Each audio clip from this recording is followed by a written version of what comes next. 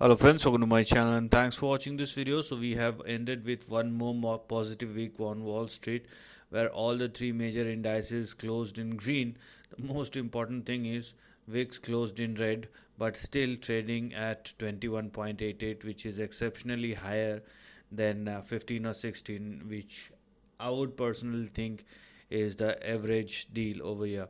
Now, please understand that we have officially entered into the US presidential week, and it's going to happen in the next 3 or 4 days.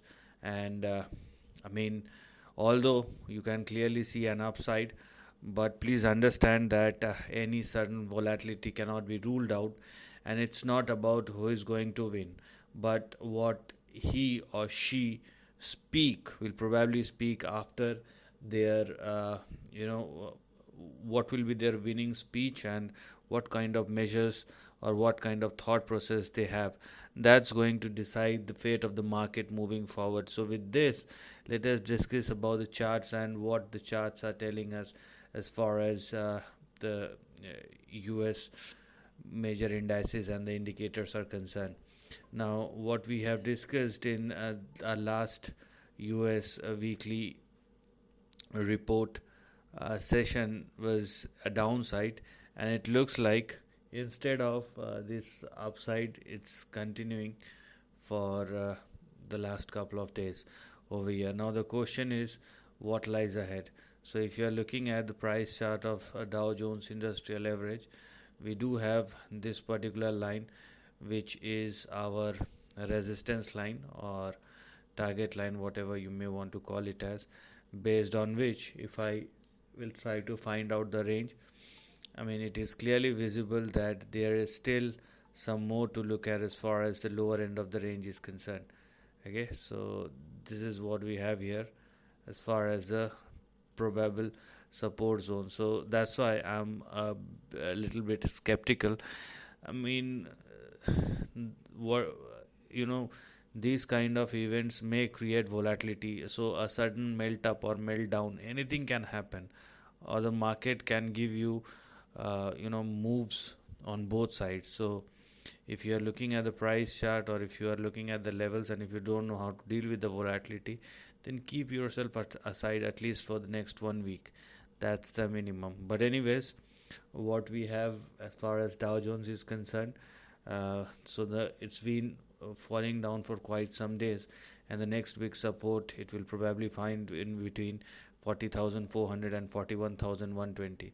Similarly, if you are hopeful for an upside, then let it surpass and sustain above 43,365 or beyond, or let it surpass at or above the major resistance or the highs. Now let's talk about NASDAQ. NASDAQ has been an underperformer. Obviously, dollar index will be the major factor, but it's been an underperformer, and this is what we have here as far as the price chart of NASDAQ is concerned. So when we do look at the price chart of NASDAQ, what we're gonna have in front of us is this particular line, which is the resistance line. And unless NASDAQ surpass and sustains above this particular line or this particular level, which is 18,713, 715, it looks more like a resistance zone, and from there you can expect an upside. So beg your pardon, expect a downside. So it is clearly visible both on Dow Jones as well as on Nasdaq that trends are looking weak. So for Nasdaq, we have our next week support probably in between 16,668 and 16,444. So for an upside to continue, let us wait for the stock to surpass and sustain above 18,713 or beyond. Now, the third and the most balanced one will be S&P 500, and obviously when both index are not showing any momentum, so obviously it will have a similar kind of impact on S&P 500. And because S&P 500 is the most balanced one, so instead of going for some very big levels, I mean, let us just focus on this particular level, or basically these two or three lines. So let's see how specifically the trend for S&P 500 will evolve. So if you are looking for an upside, then let it surpass and sustain above 5888. Okay, that should be your first condition. Now, as far as the supports are concerned, so for S&P 500, we're gonna have our immediate support at 5644, and if in case it falls below 5644, we have 5400. So this is what we have here as far as the lower end of the range is concerned. So if you're looking at both S&P, Dow Jones and NASDAQ, they are not giving a good signal, and obviously the kind of impact we have on S&P 500 from both index are obviously not positive. So moreover, you can clearly see a negative impact on the equity market as far as the close are concerned. Now, if it remains the same, which we are analyzing, or if there is a change in trend, we will get to know in the upcoming week, and that's why with these kind of big moments or big price actions, if you don't understand, if nobody understands these kind of moves, so it is better to stay out of it. There is no point taking unnecessary or no point doing unnecessary things.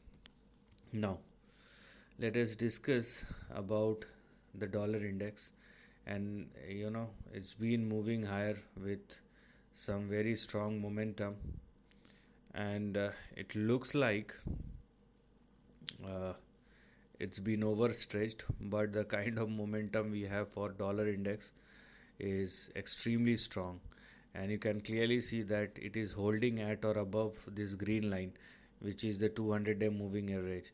So I mean, sustaining or holding at or above 200-day moving average is definitely indicating that the trend is strong, and the levels which we are going to look at moving forward are as follows. So right now the range which is active is this particular range. So this is something which is active, where we have our support at 103.69, and we have our stop loss at 103.37. So if you are looking for a downside in S&P in dollar index, then let it fall below 103. What is active right now is 105, beyond which the stock may expand or extend in between 106.5 and 107. So what does it basically indicates is, before a volatile event, the money is chasing for the safest bets, and that's where you have dollar index, which is safer than, so the currency is safer than the equity. That's why money is moving towards currency. Most probably, if you will look at the price chart of gold or gold futures, you will probably see the similar kind of trend or price action. Okay, so there is some sort of correction, but it is still quoting at 2744, and you can clearly see the momentum. So if you are looking at the near term trend, intermediate trend or the long term trend, everything is on the upside. But anyways, because I have opened the price chart of gold, let us see what is happening and what one can expect moving forward. So right now we can clearly see some sort of correction or near term correction. So this is what we have here as far as the support is concerned. So for the time being, gold futures is basically trading in between this narrow range, where you will probably find your support somewhere in between 2700 and 2720. If it falls below this red line, then obviously you will see further correction. Otherwise, you will again see a down upside, which will resume once again. So I mean, there is no fatigue, or the price chart of gold is actually moving higher, but at the end of the day, uh, gold futures is showing some kind of it is some kind of momentum gathering, or the price is actually taking its time out before the next move. That's it. Now the most important thing which I have been focusing on, and I think I have discussed the same uh, last time as well, and that's the volatility index. And volatility index is indicating that something, because I mean we all know that how important the big event is, and it is indicating that something is on the card. As I told you, if it continue to trade and sustain at or above 16 or more, then this is not a good sign. And all the momentum indicators, as I've just told you, they are indicating an upswing. So uh, and next week is the week which one should look for. And as I told you, probably the big money has already figured out, but what they are going to speak is the most important thing. So volatility index is indicating a swing towards 2937, and most importantly towards 50.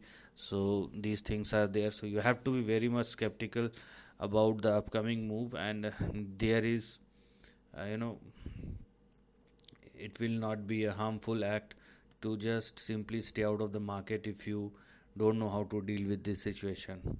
So it does not matter what the charts are saying. These kind of events decide the market move.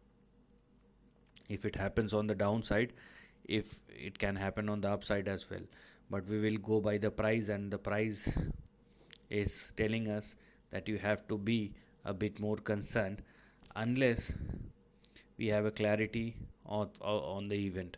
So this is the end of the video. Thanks for watching.